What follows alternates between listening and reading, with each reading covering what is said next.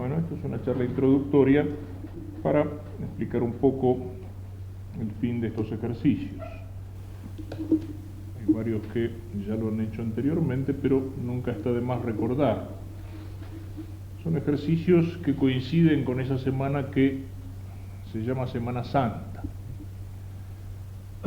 y que podemos decir que en muchas de las fechas principales del cristianismo, de la Iglesia Católica, hay como una venganza del paganismo, ¿no es cierto?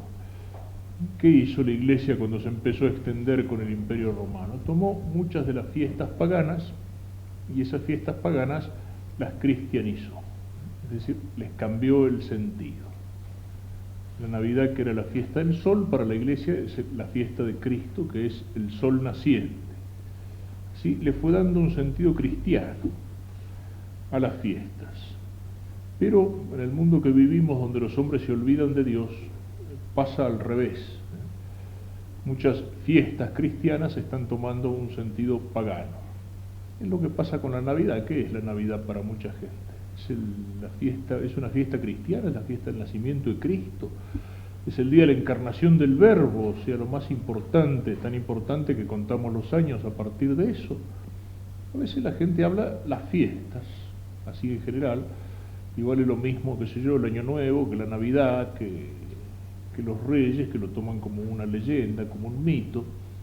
Y la Navidad para muchos, junto con el Año Nuevo, es una ocasión para hacerse regalos, para reunir la familia, para comer, para tomar, para divertirse, y a lo mejor ni siquiera se acuerdan de Dios, ¿no? Y lo mismo pasa un poco con la Semana Santa. A veces decimos, los uruguayos dicen es la Semana de Turismo. Bueno, nosotros no la llamamos Semana de Turismo, la llamamos Semana Santa, pero basta con leer los avisos de los diarios y están llenos de tours, de giras turísticas, de lugares de turismo. O sea, para mucha gente la Semana Santa no es santa, es una semana de turismo, es una semana para salir de vacaciones, es una semana para divertirse, tener algún día feriado más. Nosotros vamos a tratar de vivir una Semana Santa, es decir, unir todos estos temas de los ejercicios con las realidades que la Iglesia revive, no solamente recuerda, sino que revive durante estos días de la Semana Santa. Es decir, tratar de vivir cerca de Jesús crucificado, para poder alegrarnos en la Pascua con Jesús resucitado. Solamente si lo acompañamos en la cruz nos podemos alegrar con Él después en la resurrección. Solamente si el sacrificio de Jesús en la cruz tiene resultado en nuestras almas, podemos decir de veras felices Pascuas. Si no, son palabras que no tienen sentido. Si no tienen sentido cristiano, no tienen sentido. Eso es lo que vamos a tratar de hacer, de unir. Y si bien, qué sé yo, no es semana de turismo, si bien durante estos días tenemos que llevar un trabajo interior, San Ignacio dice ejercicios, es decir, es una ejercitación interior, una ejercitación del alma, al mismo tiempo son unos días de descanso en Cristo, que es la mejor forma de descansar, de hacer un alto en el camino y de hacer un momento en el silencio. Qué importante y qué necesario que es esto. Y a veces nos damos cuenta de que lo necesitamos, pero nos cuesta decidirnos. Hacer un alto en el camino. Yo suelo comparar los ejercicios espirituales con lo que se hace a veces en el comercio. Cuando uno ve un negocio con un cartelito que dice cerrado por balance. ¿Y qué es lo que hace cuando uno cierra el negocio por balance durante unos días? Y bueno, simplemente es revisar las cuentas, revisar la mercadería, ver, digamos, cuál es el debe, cuál es el haber, qué posibilidades tenemos, y uno hace, a partir de ahí, hace planes para el futuro. Pero para hacer esos planes para el futuro uno tiene que hacer un alto en el camino, uno tiene que hacer el balance, uno tiene que sacar las cuentas, uno tiene que revisar el estado de las cuentas, el estado de la mercadería. Bueno, lo mismo pasa en nuestra vida. Vivimos tan metidos en el ruido que a veces nos falta un alto en el camino, un momento para descansar, un momento para pensar un poco, un momento para encontrarnos con nosotros mismos y para encontrarnos con Dios. Sin embargo, lo necesitamos. ¿Cuántas veces lo sentimos? ¿Cuántas veces sentimos el peso, el cansancio de la agitación, del ruido, de las preocupaciones? Preocupaciones del trabajo, preocupaciones de la familia, preocupaciones del estudio y de los exámenes, preocupaciones por la situación económica, por la plata que no alcanza. ¿Cuánta gente vive angustiada? Una de las enfermedades de nuestro tiempo, que es casi una enfermedad de moda para el negocio de los psiquiatras, es la depresión, ¿no? El estrés. Y eso en muchos casos, ¿qué es? Es producto precisamente de gente que vive en un ritmo de vida que la aplasta, que la revienta, que la cansa. Y enfrente a esas circunstancias, como uno no sabe para qué vive, uno se rinde. En fin, el estrés puede a veces, o la depresión puede a veces tener otras motivaciones, pero una motivación muy frecuente es esa. Uno vive y no sabe para qué vive. Vive y su vida no tiene sentido. Y entonces el peso de la vida se le hace insoportable. Vive en un ritmo de vida agitado, sin tiempo para detenerse, sin tiempo para descansar, sin tiempo para pensar, y todo eso no sabe para qué. Se le hace una cruz pesada, una cruz insoportable. Y en un momento uno, consciente o inconscientemente, se rinde. Se deja vencer, se deja aplastar, se entrega, pierde voluntad, pierde ganas para cualquier cosa. Vivir sin saber para qué se vive. Precisamente ese es el sentido que tienen los retiros. Hacer un alto en medio del camino, hacer un alto en el ruido, en las preocupaciones económicas, familiares, de trabajo, en las preocupaciones interiores, espirituales, y tomarse un momento para pensar, para meditar, para rezar, seriamente y con generosidad, pero al mismo tiempo suavemente, es decir, no queriendo forzar la máquina, tratando de hacer silencio, sobre todo silencio interior, para que Dios hable en nosotros, tratando de encontrarnos con nosotros mismos y aprovechar estos días para hacer un poco un balance de nuestra vida. ¿Cuántas veces quisiéramos hacerlo y decimos, no tengo tiempo? No tengo tiempo para rezar, no tengo tiempo para pensar, no tengo un momento de silencio, no tengo un momento de descanso. Este es el momento. Hacer un poco un balance de nuestra vida. ¿Cómo ando? ¿Cómo vivo? ¿Qué sentido tiene mi vida? ¿Cómo anda mi relación con Dios, con los demás? ¿Cómo anda mi alma? ¿Qué es lo que hay de positivo? ¿Qué es lo que hay de negativo? ¿Qué es lo que Dios me pide? ¿Qué es lo que a lo mejor en mi vida tengo que cambiar? Tengo que afinar la puntería, tengo que mejorar. Pensar esto durante estos días, iluminado por los grandes principios de la fe. Pensarlo con serenidad, para encontrar fuerzas, para seguir adelante, para enderezar el camino, para cumplir la voluntad de Dios, para que la palabra de Dios ilumine un poco mi vida. Ese es el sentido que tienen estos ejercicios. Son un balance de mi vida, son un alto en el camino, son hacer silencio para poder rezar y meditar un poco, para poder volver sobre aquellas viejas verdades que son las que tienen que iluminar mi vida. Verdades que a lo mejor ya las conocemos. Esto siempre lo señalo al empezar los ejercicios. Los ejercicios no son un seminario, un cursillo, un curso donde venimos para aprender cosas nuevas. No es un curso donde venimos a estudiar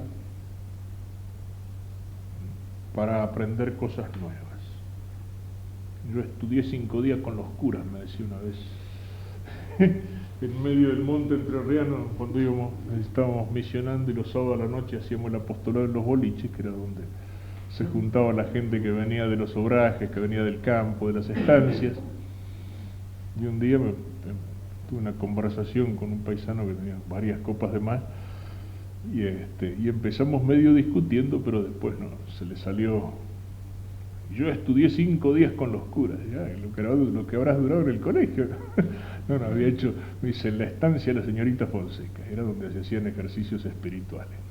Bueno, los ejercicios espirituales no son un estudio, no son un curso para aprender cosas nuevas, sino precisamente en ese alto en el camino, en esa tranquilidad, en ese silencio, en ese apartamiento del mundo, volver a pensar una serie de verdades que a lo mejor ya las conocemos, pero en las cuales nos detenemos muy poco para pensarlas. Las conocemos a lo mejor desde chicos, las aprendimos en el catecismo, o son verdades que son elementales en la vida del cristiano. Y sin embargo a veces las pensamos muy poco. Y porque las pensamos muy poco, se van gastando, se van diluyendo, van perdiendo fuerza para iluminar nuestra vida. Y entonces necesitamos volver sobre esas verdades, sacarles el polvo que se les ha ido juntando en el camino del tiempo, en el camino de la vida, sacarles lustre de vuelta. Yo esto siempre lo comparo como, qué sé yo, si uno tuviera en la casa un adorno puesto ahí, en una mesa, en una repisa, y ese adorno hace mucho que está ahí, y con el tiempo se le ha ido juntando polvo, se le ha ido juntando suciedad. Y por ahí uno lo agarra, lo limpia, lo lustra, y lo vuelve a poner donde estaba. Y cuando uno entra lo ve y dice, pero que había sido lindo, parece nuevo. Ya me había acostumbrado a verlo, no me llamaba la atención. Era lindo, pero yo no me fijaba. Y se había ido cubriendo de polvo, de suciedad, en fin, la pátina del tiempo, dice más fino si se trata de un adorno fino. Pero había perdido atracción.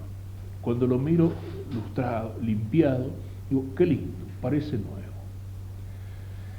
¿Y eso de qué modo, de qué manera vale para muchas de esas verdades fundamentales de nuestra vida? ¿De qué manera vale? ¿De qué manera tiene importancia eso? Las verdades del catecismo, las oraciones que a lo mejor rezamos todos los días. ¿Pensamos lo que estamos diciendo? Cuando uno dice, lo que decía recién, la Navidad, decimos el niño Jesús, el niño Dios, sí, tenemos fe, creemos que el Hijo de María es el Hijo de Dios. Es algo que lo venimos escuchando desde niños, que lo aprendimos en nuestras casas, lo aprendimos en el catecismo, y nos parece la cosa más natural del mundo que Dios se haya hecho hombre. Y no es lo más natural del mundo. Si pensamos que ese niño que está en el pesebre no es un niño cualquiera, sino que es el Verbo de Dios que se ha encarnado, qué cosa tremenda, qué cosa grande, qué cosa que parece una locura, que parece un disparate. Y es la locura del amor infinito de Dios que tanto me amó que se hizo hombre por mí. Si pensamos en las verdades de esta Semana Santa, si miramos a Jesús crucificado, nos hemos acostumbrado a verlo en el crucifijo y me parece lo más normal que Cristo haya muerto por mí. Sí, Jesús murió por mí, lo sé, pero me paro un momentito a pensar lo que significa Jesús murió por mí. Qué cosa tremenda que es. Sacarle lustre a esas verdades. Yo lo digo a veces también señalando esas oraciones que rezamos. Esas oraciones que rezamos como el Padre Nuestro. Y las rezamos a veces o las repetimos como los loros sin pensar lo que estamos diciendo. Y a veces decimos cosas tremendas. Perdónanos nuestras deudas así como nosotros perdonamos a nuestros deudores. ¿Qué le estoy diciendo a Dios? Perdóname lo mismo que perdono yo. ¿Lo puedo decir con la conciencia tranquila? ¿Soy capaz de perdonar? ¿Le puedo decir a Dios así con la conciencia tranquila, vos perdoname lo mismo que yo perdono? Si a lo mejor después mi vida está llena de rencores, de enojos, si soy incapaz de perdonar una ofensa, un mal paso, entonces ¿con qué cara le voy a decir a Dios, perdoname lo mismo que yo perdono? ¿Con qué cara le voy a decir a Dios cuando rezo el acto de contrición, el pésame, por ejemplo, una oración tan frecuente, tan común? Cada vez que nos confesamos rezamos el pésame. ¿Y qué le digo a Dios? Antes querría haber muerto que haberte ofendido. Y el Señor me podría mirar y me dice, ¿en serio? ¿De veras me lo estás diciendo? Y después, cuando le digo al Señor, después de eso le digo, y propongo firmemente nunca más pecar. Y vengo 15 días después, un mes después, o 3 meses después, ¿para qué? Para pedirle perdón exactamente por las mismas cosas. Cuando San Pedro le dice al Señor, como queriendo mostrar que él era muy generoso, Señor, ¿cuántas veces tengo que perdonar? Hasta 7 veces. Y le parecía que era mucho. Si yo miro mi vida, yo soy capaz de perdonar 7 veces. A un amigo que me hizo una macana en serio, una fallada, una falluteada de esas que duele. Y que me dio bronca, verdaderamente, me dolió, me hirió, yo no lo esperaba de un amigo. Y viene el amigo y me dice, mira, disculpame, qué sé yo, estuve mal, te prometo que no lo voy a hacer nunca más. Bueno, lo perdono. Y viene 15 días después y me hace lo mismo. Y viene de vuelta y me dice, mira, bueno, ya la segunda vez le diría, bueno, mira, te perdono, pero... Y si viniera por tercera vez, o sea, llegaríamos hasta 7 veces. Llegaríamos. Y sin embargo nosotros vamos y le decimos al Señor 70 veces 7. Y propongo firmemente nunca más pecar. Y también el Señor desde la cruz o desde el sagrario me podría decir, no me vengas con cuentos, ya te conozco. ya sé que vas a volver en la próxima confesión y me vas a contar exactamente lo mismo que me dijiste ahora. Y sin embargo, esas palabras tan tremendas, antes querría haber muerto que haberte ofendido. Y esas palabras, propongo firmemente nunca más pecar. Las repetimos como loros. No pensamos lo que estamos diciendo. No pensamos lo que estamos diciendo. En los ejercicios espirituales nos pone San Ignacio por ahí una meditación sobre la muerte. ¿Y la pone para qué? Lo mismo que la pone la Iglesia cuando el miércoles de ceniza, al hombre que sale del carnaval, le hace una cruz con ceniza en la frente y le dice, acordate de que eres polvo, es decir, que saliste del polvo de la tierra y que un día vas a volver al polvo. Y al hombre no le gusta, al hombre que sale del carnaval no le gusta que le vengan a hacer acordar que sale del polvo de la tierra y que un día se va a morir. Preferiría que la vida fuera un carnaval, es decir, que el carnaval se prolongara. Eso es otra de las cosas paganas. Era una fiesta pagana y la Iglesia la tomó. Una fiesta que duraba hasta el martes anterior al miércoles de ceniza, como la despedida de la carne. Bueno, vamos a empezar la penitencia de 40 días en la cuaresma, bueno, nos divertimos un poco, pero después empezaba la penitencia en serio, se arrepentían en serio. Ahora el carnaval y la farra del carnaval y los bailes de carnaval siguen adentro de la cuaresma. Pero bueno, al que toma en serio eso, le hacen la cruz con ceniza en la frente y dice, acuérdate que eres polvo. ¿Y la Iglesia para qué lo hace? ¿Para amargarlo al tipo que viene de bailar y de divertirse en el carnaval? No, lo hace para hacernos pensar, en serio, para hacernos pensar en esa realidad, que es la muerte. Todos sabemos que un día nos tenemos que morir. La Iglesia no nos recuerda eso para amargarnos la vida. La Iglesia no nos recuerda eso y el ser católico no consiste en estar pensando todos los días en la muerte, pero de vez en cuando. De vez en cuando sería interesante que lo pensáramos un poquitito, ¿no es cierto? Y que lo pensáramos un poquitito en serio. Bueno, yo no estoy acá en el mundo para siempre. Un día esta vida se termina. ¿Y qué sentido tiene la vida y qué sentido tiene la muerte? Y la muerte no es un punto final. La muerte del hombre no es como la del animal que vuelve a la tierra y se acabó, se terminó. Hay un alma que no muere. Y no solamente hay un alma que no muere, sino que al final de esta vida Dios me va a preguntar cómo yo he aprovechado los talentos que Él me dio. Es decir, al final de la vida hay un juicio. Y esa muerte puede venir en cualquier momento. Y me puede encontrar con el alma preparada, en paz con Dios y en paz con el prójimo. O me puede encontrar en pecado mortal. Es decir, me puede encontrar no preparado. Y eso es algo tremendo. Todos sabemos que no tenemos que morir, pero lo pensamos. ¿Lo pensamos alguna vez? También, siempre que hablo de esto me acuerdo de la conversación entre los 3 amigos, ¿no es cierto? Estaban hablando del tema y por ahí lo dice, viste, no somos nada. Mañana te morís vos, pasado se muere él, dentro de 100 años me muero yo. Bueno, cuando la pensamos así. No la pensamos como algo que me puede pasar en cualquier momento.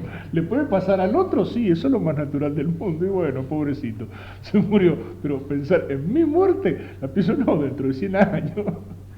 Allá lejos, alguna vez. Y es una verdad que la conozco. Pero me paro a pensarla alguna vez.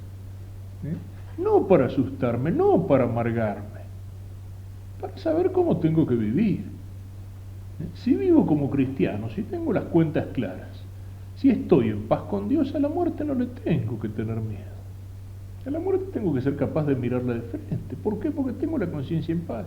Porque en cualquier momento que el Señor me llame, puedo decirle, bueno, Señor, acá estoy, tengo la conciencia tranquila, confiando en tu misericordia, porque no soy un santo, pero bueno, he tratado de hacer las cosas bien, acá estoy.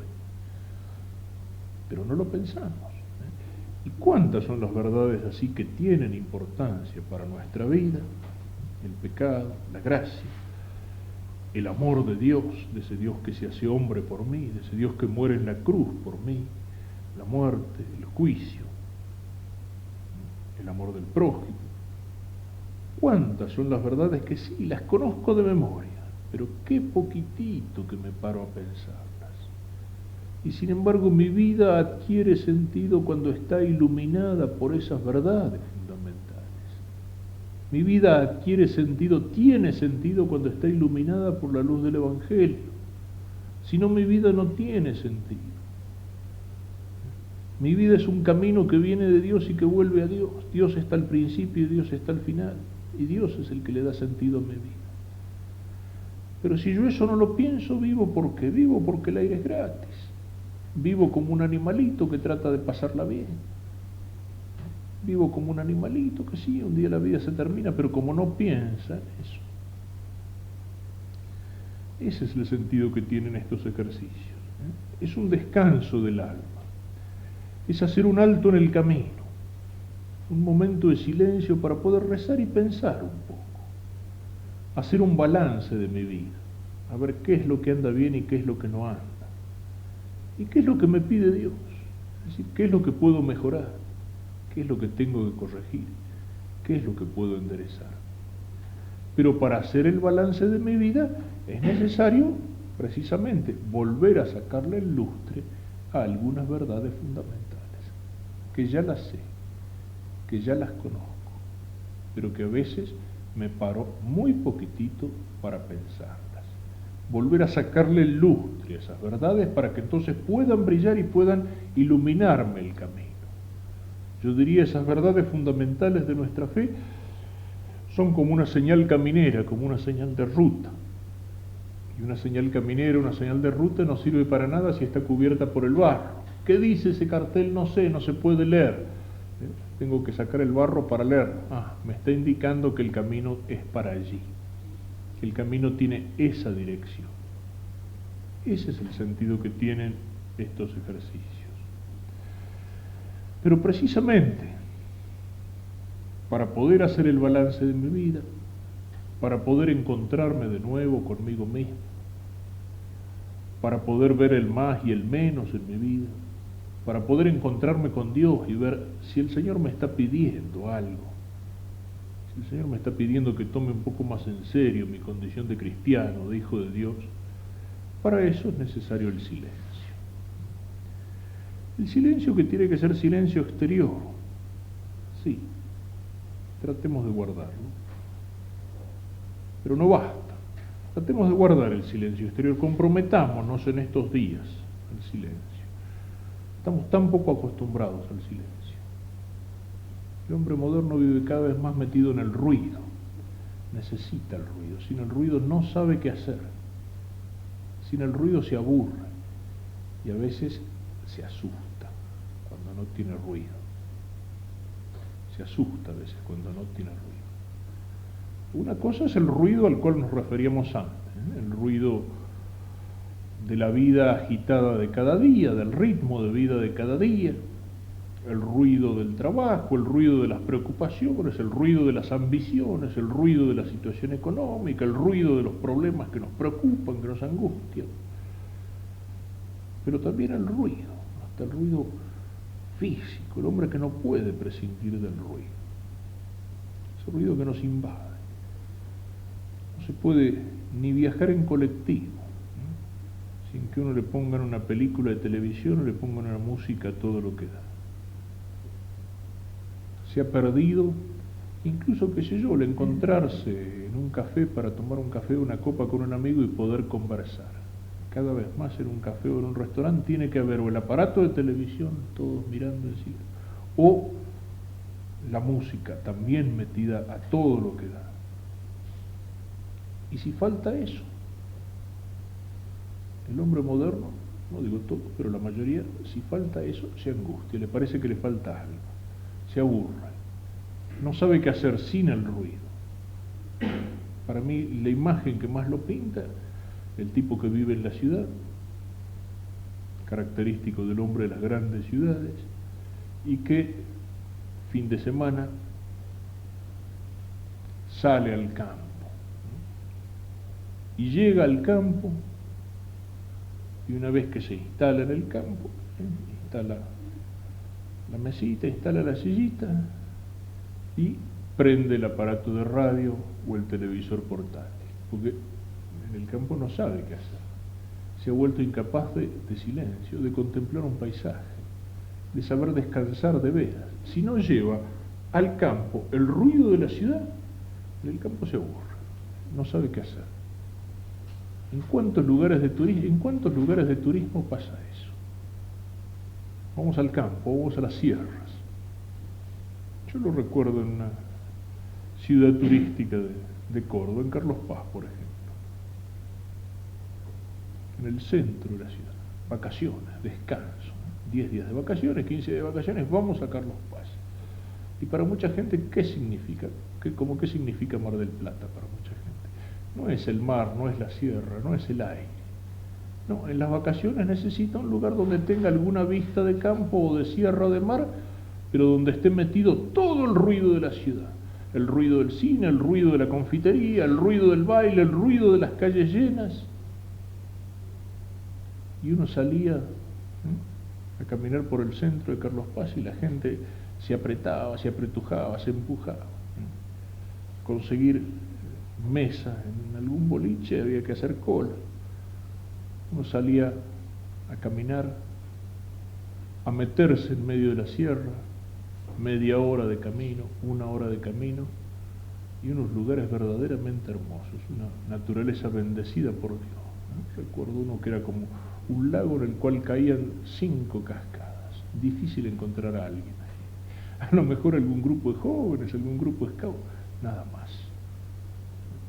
O sea, las vacaciones del hombre que quiere escapar del ruido, pero necesita el ruido, no sabe qué hacer sin ruido, no sabe vivir sin ruido. Nos cuesta el silencio. Y son muchos los que tienen miedo del silencio. Una de las tantas formas, hace un rato hacía referencia a esa enfermedad de moda que es la depre. Algo muy relacionado con la depre es lo que conocen los psicólogos como la neurosis dominical o neurosis del tiempo libre. O sea, la gente que no sabe qué hacer con el tiempo libre. Está deseando llegar al fin de semana para descansar, pero si el domingo no tiene durante todo el día, o no se pasa la mitad del día durmiendo y la otra mitad con la radio o el televisor prendido, todo lo que da escuchando el partido, no sabe qué hacer, se aburre. El tiempo libre es aburrimiento. Quería escapar del ruido del trabajo para descansar, pero en cuanto se encuentra con el silencio, se aburre. Neurosis dominical, neurosis de tiempo libre. Eso se lo he escuchado más de una vez a personas que trabajaban en Buenos Aires. Existe, así como hay un servicio sacerdotal de urgencia, un número de teléfono donde llamar para pedir un cura si hace falta, si hay algún enfermo grave. En Buenos Aires existe la asistencia al suicida, también un número de teléfono, donde aquel que se ve acosado por la tentación de suicidio llama por teléfono y hay una persona que lo atiende del otro lado y trata de convencerlo de que no se suicide. Lo cual no es demasiado difícil, porque el que llama por teléfono es que del todo no tiene intención de suicidarse. Pero lo que me decía gente que trabaja en eso, ¿cuándo aumentan las llamadas? ¿Cuándo es el día de más llamadas? El domingo o los días feriados. ¿Cuándo es el tiempo de más llamadas? Las fiestas, o sea, el fin de año. Sobre todo las personas que se encuentran solas. La soledad del hombre que vive metido en medio del ruido de la gran ciudad, pero que está solo y sin saber qué hacer con su soledad, y que cuando se encuentra en silencio y tiene que pensar un poco, tiene que encontrarse con él mismo, tiene que preguntarse, ¿y yo para qué vivo? Se angustia y hasta le vienen ganas de suicidarse, de poner término a esa vida que le parece inútil. Cuesta el silencio. Sin embargo, es lo que tenemos que buscar en estos días, el silencio exterior, como un ambiente que nos ayude. Aunque nos cueste un poquito, hagamos el esfuerzo. Cuando uno está en un grupo así, sobre todo si uno tiene conocidos en el grupo, apenas ha pasado algún rato de silencio en el retiro, por cualquier cosa que pasa, por algo que dijo el predicador, por algo que pasó, por algo que hizo un compañero, por algo que se dijo en una lectura, en la mesa se le suelen ocurrir siempre unas observaciones geniales, extraordinarias, y siente como una especie de angustiosa necesidad de comunicársela inmediatamente al tipo que tiene sentado al lado. Bueno, guardémosla para el final, festejamos la Pascua con todas las observaciones que se le hayan ocurrido durante este tiempo, pero sepamos hacer silencio. Pero que ese silencio no sea un silencio de aburrimiento, un silencio para no saber qué hacer. No, que sea el silencio para lo que decíamos antes, para encontrarnos con nosotros mismos, para hacer el balance de nuestra vida interior, de nuestra alma. Que sea el silencio para encontrarnos con Dios. Jesús también vivió en muchos momentos de su vida en el ruido, en la agitación. Lo hacía por amor de los hombres, sí. Pero hay momentos en que no tenía apenas ni tiempo para descansar, en que la gente lo rodeaba, lo apretujaba todo el día. Los niños, en un momento los apóstoles los empiezan a echar, no dejen que vengan los niños a mí. Cuando esa mujer que enferma se acerca y toca el manto de Jesús en medio de la multitud, Jesús dice, ¿quién me ha tocado? Dice, Señor, dice, todo el mundo te está apretujando. Dice, ¿cómo decís, quién me ha tocado? Incluso cuando se iba al desierto, la gente lo seguía al desierto porque quería escuchar su palabra. Y sin embargo, hay momentos en que Jesús busca el silencio. Jesús, cuando va a empezar la vida pública, se va al desierto para encontrarse con el Padre, para encontrar fuerza en la oración para enfrentar lo que va a venir después. Jesús, cuando va a empezar la pasión, se va con los apóstoles que más quieren hasta el huerto de los olivos, para encontrar fuerza en la oración para afrontar lo que venía y que él sabía que era tremendo. Jesús en algún momento le dice a los apóstoles, vengan conmigo, descansemos un poquito. Bueno, eso es lo que nos dice Jesús en este momento. Vengan conmigo, descansemos un poquito. En el silencio es donde encontramos a Dios. Hay una expresión de San Juan de la Cruz que dice, el verbo de Dios habla en el silencio. Silencio que es el principio de la palabra. Hay una imagen en la Sagrada Escritura, en el Antiguo Testamento, cuando el profeta Elías es perseguido y huye a la montaña para encontrarse con Dios. Lo querían matar. Habían dado muerte a los sacerdotes que eran fieles, a los profetas. Solo quedo yo y me buscan para matarme, dice Elías. Y llega a la montaña y se pone allí en escucha. Entonces dice la Escritura, con esas imágenes tan típicas del Antiguo Testamento, viene el temblor de tierra, que sacude todo y Dios no estaba allí. Y viene el viento huracanado, la tempestad, y Dios no estaba en la tormenta, en la tempestad. Y viene la llama de fuego que quema todo, y Dios no estaba allí. Y después dice, vino una brisa suave.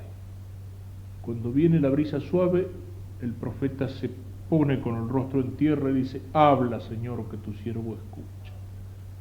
Es decir, Dios no habla en el ruido. Dios para hablarnos no usa parlantes. Dios para hablarnos no necesita acompañar sus palabras con una batería de música rock. Dios para hablarnos no necesita gritar. Dios habla en el silencio. Es decir, Dios habla suavemente, suavemente. Es una de las tentaciones de nuestro tiempo querer hacerlo hablar a Dios en el ruido, que pasa en los grupos evangélicos como las asambleas cristianas o asambleas de Dios, y en algunos grupos carismáticos o cosas por el estilo,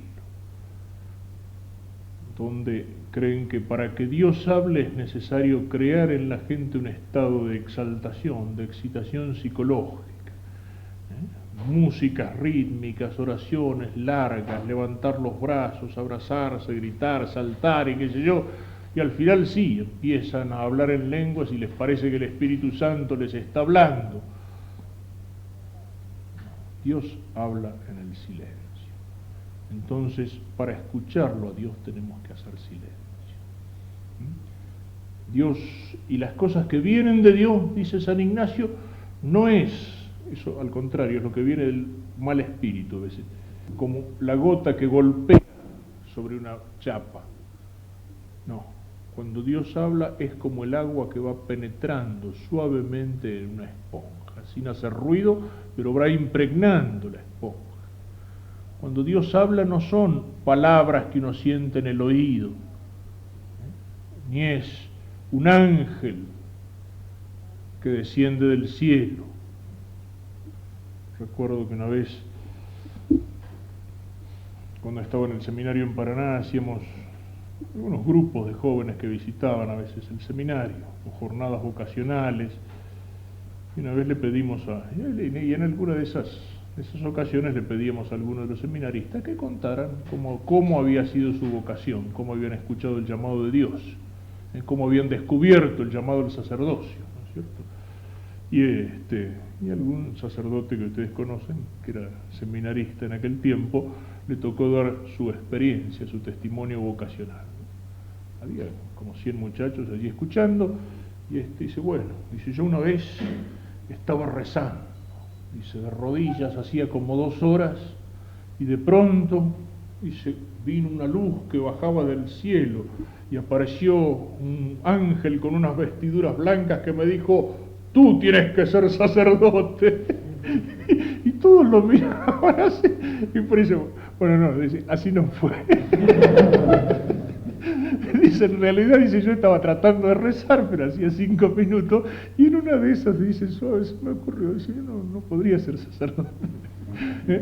O sea, cuando decimos que Dios habla, no esperemos, es un ángel que nos llegue con un telegrama, el Espíritu Santo que nos llame por teléfono, empezar a escuchar palabras en el oído y mirar a todos lados y no ver quién es el que la pronuncia. No, Dios habla en el silencio, o sea, suavemente, lo repito, como el agua que va penetrando la esponja.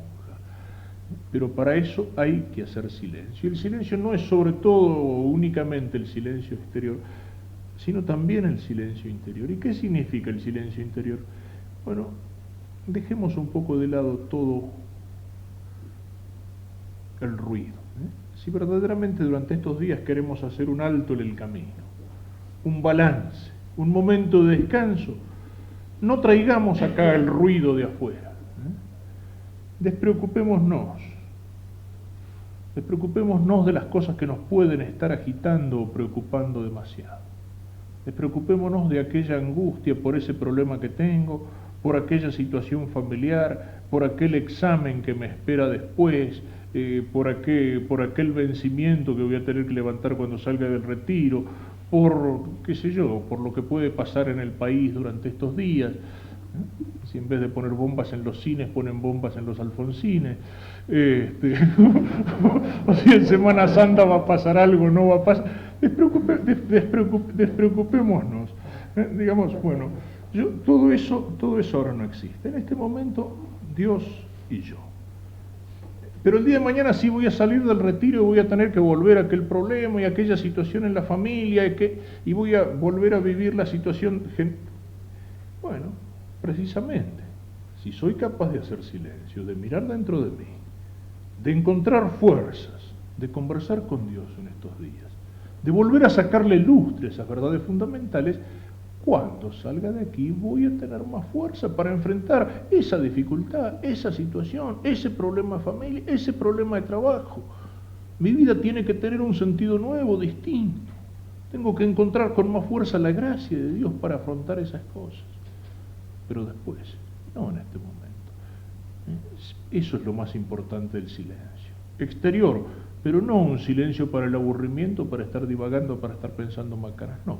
Para reflexionar sobre cosas muy serias, para hacer el balance, para encontrarme conmigo mismo, para encontrarme con Dios y al encontrarme conmigo mismo y con Dios, encontrar fuerza para afrontar después sí lo que Dios me pide en mi vida afuera. Serán las mismas dificultades, los mismos problemas, sí, pero los voy a mirar con una luz nueva y los voy a enfrentar con una fuerza renovada, si sé aprovechar estos días de gracia de Dios, porque son días de gracia de Dios. Cada uno sabrá por qué está aquí. A lo mejor está aquí porque desde hace mucho tiempo estaba diciendo tengo necesidad de hacer unos ejercicios espirituales o de volver a hacerlos. Tengo ganas, lo siento, lo necesito. A lo mejor está porque alguien lo invitó y dijo, bueno, vamos a ver de qué se trata. O a lo mejor está porque alguien no solamente lo invitó, sino que lo invitó, lo volvió a invitar y le insistió, dijo, bueno, para sacármelo encima de este tipo prefiero aguantarme 3 o 4 días haciendo ejercicio. Cada uno tiene un camino distinto para llegar aquí. Cada uno sabe cuál es el camino. Cada uno sabe cuál es el camino por el cual llegó. Pero una cosa les puedo decir, si estamos aquí es porque Dios alguna cosita nos quiere decir. Si estamos aquí no es por casualidad. No hay casualidad en las cosas de Dios. En las cosas de Dios hay providencia. Y si Dios estamos aquí es porque Él quiso que viniera aquí. Si yo estoy aquí es porque Él quiso que yo estuviera aquí. Y alguna cosita me quiere decir, pequeña o grande, pero algo me quiere decir en estos días. Algo me quiere comunicar. No esperemos como si una iluminación, una cosa, no, pero algo me quiere decir. Algo el Señor quiere decir que sirva para mi vida. Pensémoslo, y sobre todo pensemos que, en esto sí, tiene que estar el trabajo nuestro. San Ignacio dice ejercicios. No es solamente venir a escuchar lo que dice el predicador. Lo que dice el predicador a lo mejor me puede ayudar, a lo mejor me da alguna idea, a lo mejor me da alguna orientación, pero no es suficiente. El predicador va señalando algunos temas de reflexión, de meditación, algunas verdades, pero es necesario que yo esas verdades no solo me limite a escucharlas pasivamente, sino que sea capaz de rumiarlas, de pensarlas interiormente. Si me ponen un plato de comida delante, podrá ser muy rico, o más o menos, pero si yo no lo como, no lo aprovecho, no sirve que me lo pongan delante, es necesario que yo haga el trabajo, que yo haga el trabajo de masticar, que yo haga el trabajo de digerir, que yo haga el trabajo de asimilar. Esos son los ejercicios, no es solamente venir a escuchar una serie de conferencias, sino, sobre todo, siguiendo aquellos temas, ir meditando, ir rumiando, ir pensando. Y sobre todo, lo más importante de todo, rezándolo, es decir, pedir la gracia de Dios, que sea Él el que me habla. El predicador es un instrumento, pero es Dios el que tiene que hablar a través de uno. Lo más importante es eso, es la gracia. Pedirle al Señor la gracia de ser capaz de escucharlo, de ser capaz de escuchar lo que Él me quiere decir. Y sobre todo, somos varios, faltan algunos todavía que vendrán esta noche, recemos los unos por los otros,